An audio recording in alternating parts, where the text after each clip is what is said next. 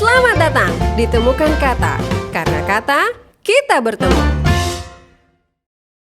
Halo, apa kabar? Hari ini saya sudah bersama dengan seorang narasumber. Kami akan berbincang tentang profesinya. Beliau adalah seorang jurnalis. Siapakah beliau? Mari kita sapa. Halo, Wilda Fizriani. Halo Tasya Diati, apa kabar? Baik, kabar baik. Mudah-mudahan Wilda juga baik ya. Amin, alhamdulillah.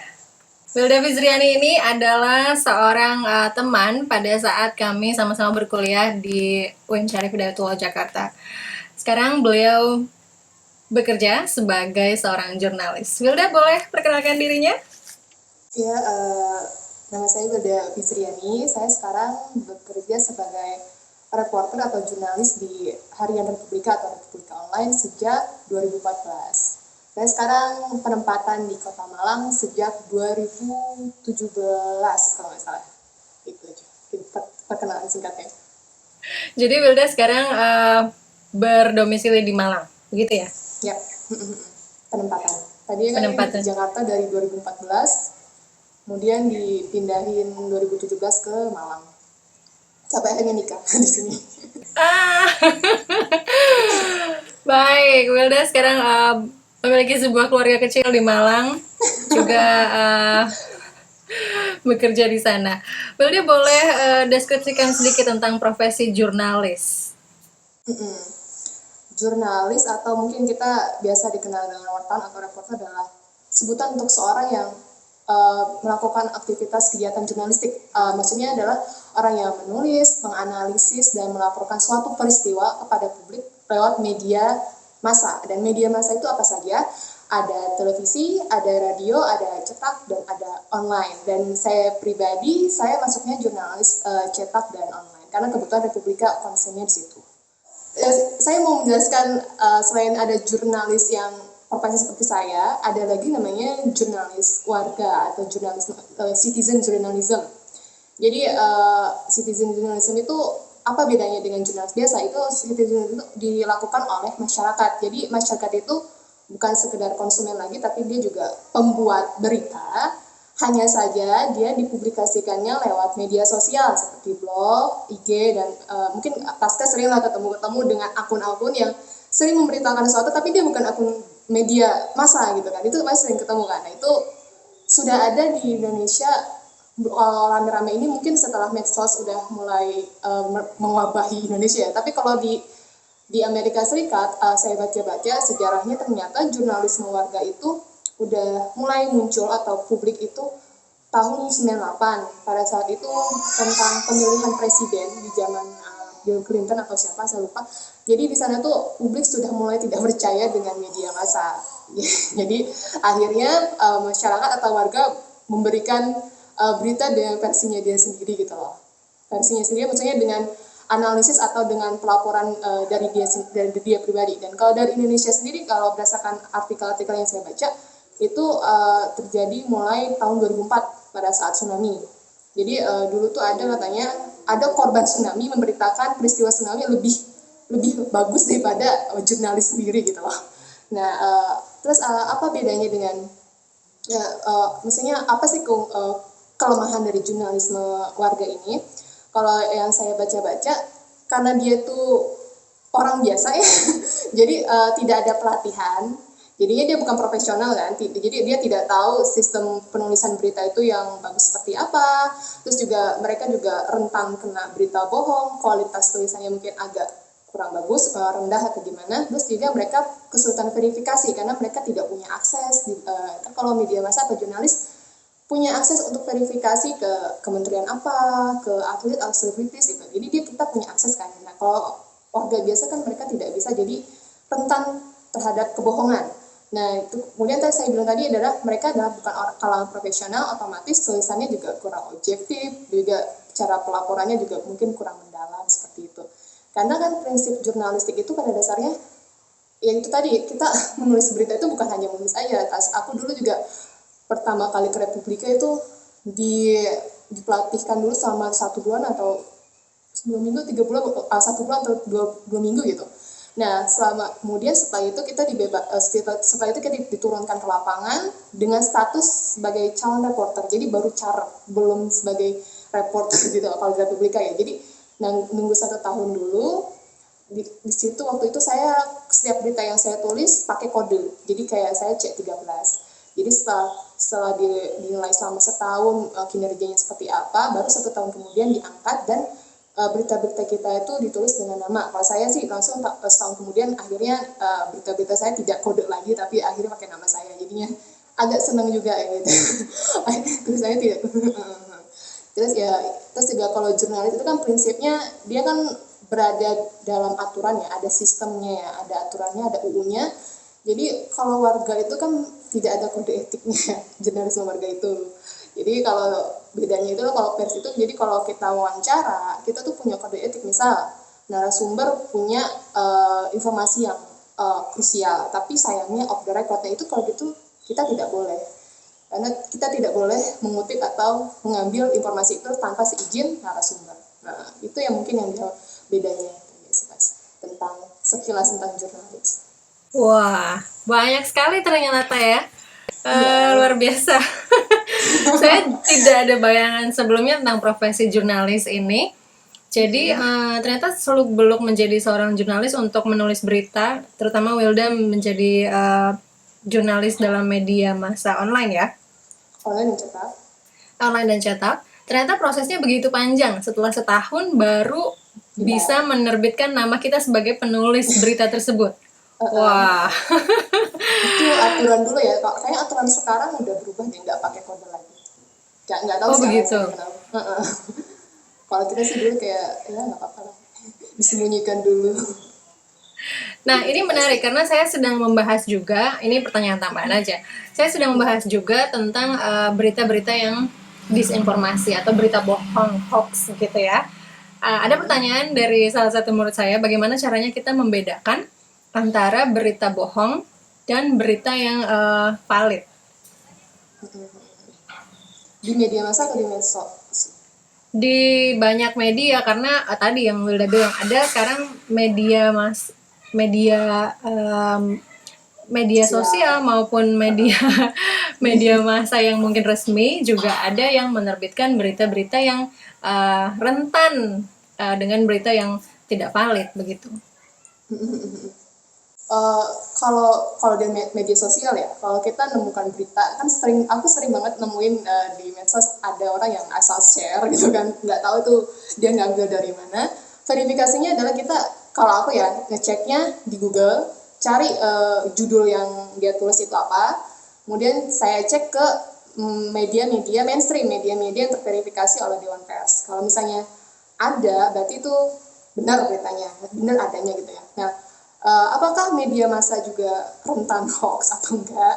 Mungkin aku bilangnya bukan hoax ya, misinformasi ya. Jadi mereka kan menulis apa yang mereka dapatkan dari sumber.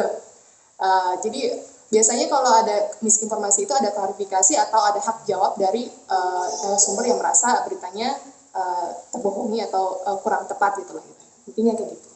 Kayak gitu sih. Kalau media sosial sih, kalau aku sih biasanya cek di Google deh. Bener gak sih beritanya gitu kan? Oh, ternyata di media-media mainstream ada, berarti itu benar gitu. Kalau sih singkatnya seperti ya. Cek juga kalau misalnya berita-berita pemerintahan kan sekarang medsos banyak ya, pemerintah bikin medsos juga ya, resminya. Nah, itu biasanya ada hak jawab mereka biasanya di situ. Kalau misalnya tidak menemukan di media-media mainstream gitu. Baik, wah menarik sekali. Selanjutnya saya mau tanya nih, bagaimana persiapan kita tadi seperti yang Wilda bilang bahwa ada masa tunggu dari menjadi jurnalis untuk menulis berita dan ditetapkan sebagai penulis beritanya itu sendiri. Ada waktu yang lama untuk dilakukan apa ya bahasanya, training, pelatihan, tapi sudah dilakukan terjun lapangan langsung gitu. Nah, apa saja kemampuan berbahasa yang perlu dipersiapkan oleh adik-adik misalnya mahasiswa atau teman-teman semua yang ingin menjadi seorang jurnalis? Pertama, orang itu harus punya kemampuan menulis. Itu yang paling penting. Yang kedua adalah seperti kebanyakan pada umumnya, kita harus berpedoman pada EYD. Itu yang paling penting, kita harus punya kitab itu harus dipegang sama kita. Kemudian berbahasa Indonesia yang baik dan benar, artinya tata bahasanya juga tepat, ejaan dan lain-lain. Kemudian bahasa jurnalistik itu kan bedanya adalah dia tuh harus singkat, padat, sederhana, lugas dan menarik. Artinya kalau aku lihat nih, misalnya Taska membaca tulisan karya tulis ilmiah dengan media massa, itu kan pasti beda jauh. Nah itu ciri khas dari bahasa jurnalistik itu singkat, padat. Jadi kita tuh tugasnya adalah bagaimana menerjemahkan informasi yang begitu rumit dari seorang narasumber atau suatu sumber, bisa saja buku, menjadi bahasa yang mudah dipahami oleh masyarakat luas. Jadi bisa kalangannya akademisi, bisa kalangan masyarakat bawah, seperti itu. Jadi saya dapat karya tulis ilmiah, wawancara dosen atau mahasiswa. Jadi dia tentang penelitian kayak gitu, inovasi, dan dikasihnya kan karya tulis dia gitu kan.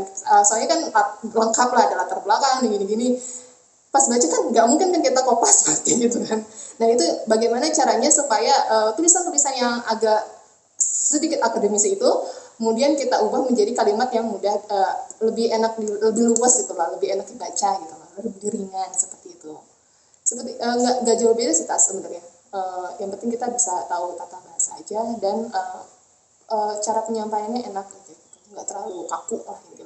Jadi yang paling utama adalah memiliki kemampuan menulis, lalu menguasai kaidah kebahasaan bahasa Indonesia ya, tata bahasa sesuai dengan kaidah kebahasaan UEB, lalu juga mudah menulis dengan penyajian yang bisa dipahami oleh semua golongan masyarakat, kurang begitu ya. Ada selingkung. Selingkung ini adalah gaya penulisan dari sebuah media massa gitu ya. Jadi mungkin Republika, terus juga Kompas, lalu ada media Indonesia mungkin juga memiliki selingkung. Selingkung ini adalah gaya penulisan masing-masing media massa. Apa fungsi selingkung itu sendiri? Sebenarnya untuk ciri khas aja sih Kak. Ciri khas, kemudian jadi dengan adanya gaya selingkung di satu media, wartawan di media itu tuh kompak dalam menggunakan ejaannya, kalimatnya, dan penulisan sebuah kata. Misalnya di Republika itu tulis Al-Quran tidak pakai tidak pakai tanda hubung itu, terus tidak pakai tanda baca penyingkat. Jadi dia tuh Al-Quran disambungin aja gitu, Al-Quran. Terus ada juga kan yang Ka'bah gitu kan. Ada sholat pakai H, ada yang pakai O. Nah itu sebenarnya aku semalam nanya ke editor bahasa Republika, sebenarnya selingkung itu ada sebagian yang benar-benar sama persis dengan ejaan yang sudah ditetapkan pemerintah, tapi ada juga yang tidak sama. Artinya ada yang mereka tuh menyesuaikan sesuai dengan sesuai dengan keputusan mereka gitu, keputusan dari redaksi, keputusan dari editor bahasa. Yang penting tidak menyalahi maknanya dari kata itu sih. Intinya seperti itu. Dan gaya selingkung itu juga seperti tadi Taska bilang, nggak hanya di media, di buku juga ada penerbit buku seperti itu. Baik, untuk bahasa jurnalistik sendiri memiliki manfaat yaitu sebagai alat untuk mencerdaskan bangsa. Karena dari media kita banyak membaca, kita mengetahui informasi gitu ya, kurang lebih baik cetak maupun online. Menurut Wilda sendiri, dengan adanya banyak fenomena media sosial yang saat ini juga diakses oleh semua lapisan masyarakat, baik itu tua, muda, dari berbagai macam latar belakang, bagaimana peran media atau peran jurnalistik dalam hal ini untuk mencerdaskan bangsa? Intinya gini, kan kita ada beberapa fungsi media itu sebagai media informasi pastinya kan, sebagai pendidikan, sebagai hiburan, dan juga sebagai kontrol sosial, artinya sebagai kontrol pemerintah juga gitu loh. Pendidikan di sini kan berarti termasuk mencerdaskan bangsa, artinya suatu informasi yang diberikan media itu tidak hanya pengetahuan baru, tapi juga harus mampu membuka pemahaman baru dan juga menggugah analisis pembaca terhadap fakta yang disajikan. Jadi sebenarnya ini beberapa masukan juga untuk media massa ya. Banyak sekarang yang berita-berita yang kadang isinya tuh apa sih gitu, ini aku nggak dapat pengetahuan di sini gitu loh. Tapi ya saya memahami bahwa sekarang kan memang kita berpacu dengan klik, artinya kadang ya isinya juga untuk mengklikbait atau mengundang pembaca untuk baca aja gitu, untuk sekedar tahu. Jadi tapi tidak pengetahuan baru gitu, tidak pemahaman baru yang mencerdaskan bangsa gitu. Sebenarnya media sosial itu menjadi tantangan juga sih buat jurnalistik, Kaska. Kadang kita sendiri gitu kadang menemukan ide berita itu dari media sosial. Sejujurnya, misalnya yang viral seperti itu jadi ide kita untuk menindaklanjuti berita itu. Tapi terkadang ada beberapa media massa yang benar-benar tuh tidak memfilter bahasa yang ada di media sosial. Misalnya dia benar-benar menggunakan mengambil kata-kata yang tidak difilter menjadi KBBI gitu loh. Jadi bahasa kata-kata yang sesuai dengan KBBI gitu loh.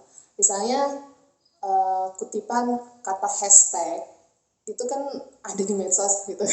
Itu kan penggunaan bahasa asing, bukan sesuai dengan yang ada di kita di Indonesia. Padahal di Indonesia itu ada namanya tagar, kemudian ada lagi followers, kemudian padahal itu adanya ada kata lain pengikut. Nah, sebenarnya itu kembali kepada media massa itu sendiri, kepada jurnalis itu sendiri, bagaimana dia mengolah kalimat-kalimat atau kata-kata yang di media sosial itu menjadi kalimat yang sesuai dengan ejaan itu. Soalnya saya baca juga bahwa emang media sosial itu sangat bahasa-bahasa yang di media sosial sangat berpengaruh terhadap keberadaan bahasa Indonesia ya. Karena kan mereka lebih nuansa-nuansa asing, bahkan ada kata-kata baru seperti get well soon, GWS atau apa dan lain-lain dan seperti itu. Apakah itu bisa berpengaruh terhadap keberadaan Indonesia? Oh tentu saja bisa, karena berarti kan orang pasti anak-anak itu merujuk pada yang ada di media sosial. tidak nah itu menurut saya tidak hanya peranan media massa sendiri, tapi juga guru-guru yang ada di sekolah juga menurut saya itu juga berperan penting untuk mengklarifikasi atau memberikan penjelasan bahwa bahasa Indonesia yang benar itu seperti ini, bahwa medsos itu seperti ini gitu loh. Dan intinya seperti itu sih. Semua berperan penting dalam mempertahankan bahasa Indonesia, bagaimana bahasa Indonesia itu tidak terpinggirkan dengan adanya medsos yang lebih banyak menggunakan bahasa asing. Dan dari jurnalis sendiri tuh emang harus pintar-pintar filter kata-kata sih untuk mempublikasikan bahasa yang sesuai ejaan yang benar. Jadi memang keberadaan media sosial ini memiliki dampak positif dan negatifnya tersendiri ya terhadap jurnalis, terhadap dunia jurnalistik. Tadi positifnya adalah memunculkan ide-ide atau inspirasi tersendiri, berita-berita yang viral gitu ya, dengan perkembangan zaman yang saat ini klik dengan klik menjadi ya langsung share dan segala macamnya. Tapi juga ada negatifnya, ternyata tidak ada penyaringan bahasa sehingga bahasa Indonesia ya itu tadi, dari sisi bahasa Indonesia sendiri ternyata memang kita ini terus balapan balapan tuh bahasanya apa ya, berpacu ya antara media sosial dengan bahasa Indonesia yang baik dan benar. Tapi sebenarnya juga memperkaya bahasa juga kan. Baik, sekarang saya mau Wilda menyiapkan sebuah sebuah fenomena yang akan kita diskusikan bersama-sama. Menurut Wilda dari sisi dunia jurnalis sendiri, di jurnalistik, bagaimana? Mungkin yang akan saya diskusikan ini tentang masalah kopas mengopas berita tas. Jadi nggak hanya di media sosial, tapi juga nggak hanya di media sosial seperti IG, Facebook atau Twitter, tapi juga di blog-blog atau mungkin kadang juga laman-laman yang mengaku sebagai media, tapi terkadang dia suka mengambil berita dari media lain.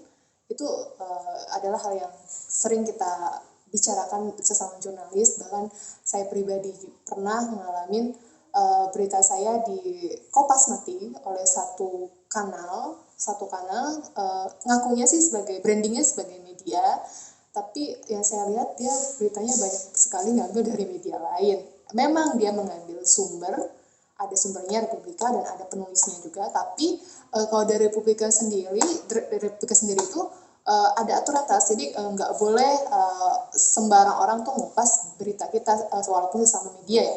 Jadi harus ada perjanjian atau kerjasama gitu. Sebenarnya itu udah dijelaskan, kata redaktur saya sudah dijelaskan di penjelasan info tentang Republika, bahwa Republika hanya berkenan memberikan memberikan beritanya atau ke sesama media kalau ada kerjasama. Kalau tidak ada kerjasama ya tidak bisa seperti itu. Itu sih yang dikhawatirkan ya. Kemudian di medsos juga kadang juga beritanya Kompas mati. Memang ada yang memberikan sumber, tapi kadang kan warga tidak melihat sumber utamanya. Yang mereka lihat adalah yang beredar di medsos. Nah, kalau saya pribadi, kalau saya menerima berita-berita media mainstream yang dikopas oleh satu akun media sosial, saya biasanya mengecek langsung ke media mainstream itu caranya gimana. Caranya saya misalnya dia kan pasti nulis judul kan. Nah, saya tulis judul di Google dan saya lihat misalnya judulnya buruh mengkritisi kebijakan pemerintah, misalnya Media Tempo. Nah, saya klik Google, langsung keluarkan judulnya dan saya baca beritanya di versi situ. Soalnya kadang ada orang yang dulu tuh pernah dapat berita, katanya sih dari Tempo, tulisannya dari Tempo di bawah tulisannya. Terus pada saat saya cek ke Tempo-nya langsung, itu ternyata isinya beda jauh. Ada hal yang diedit sama si yang share itu. Nah, itu yang dikhawatirkan tas itu.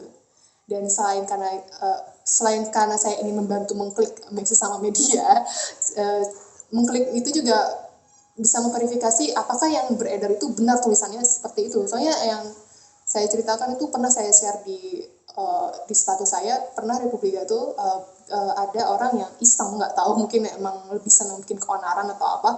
Jadi ada berita caption yang diunggah, kan biasanya Republika di Twitter misalnya dia mengunggah beritanya, kemudian ada caption gitu kan, ada link gitu kan. Nah, itu di screenshot, kemudian diedit sama nggak tahu siapa, diedit judulnya dengan captionnya itu dengan agak yang tidak baik gitu lah ya, memicu keonaran gitu loh. Itu akhirnya kita bikin klarifikasi dari Republika sendiri bahwa Republika nggak pernah membuat caption seperti itu. Jadi banyak juga media-media yang sebenarnya oknum tidak bertanggung jawab begitu ya, membuat berita atau mengcopy paste itu apa? Menyalin berita secara mati. Menyalin berita secara mati langsung, tapi juga mereka mencantumkan Republika begitu ya sebagai media pembuat penulis beritanya. Tapi memang tidak ada kerjasama yang pasti dari Republika. Juga ada orang-orang yang memotong judul atau memotong caption itu apa sih, isi dari berita itu juga ya. Jadi sebenarnya bagaimana kita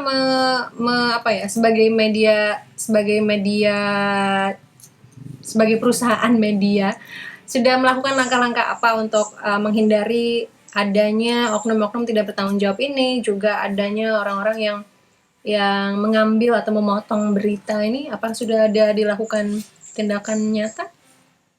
Ada beberapa media yang menegur langsung ke yang bersangkutan. Ada juga yang mendiamkan karena udah terlalu banyak, terlalu sering. Akhirnya pada akhirnya kita ikhlas. Dulu pernah Republika foto Habibie yang ada itulah, yang pesawat kertas.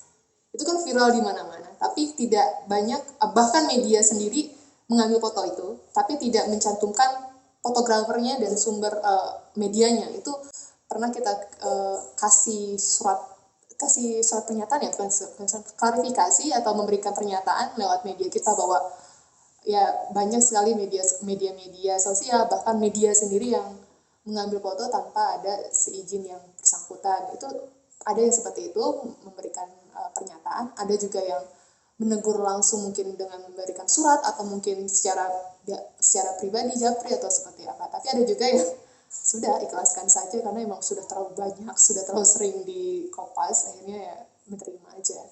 Atau mungkin mau pakai jalur hukum silakan, tapi mungkin agak sedikit merepotkan atau bagaimana.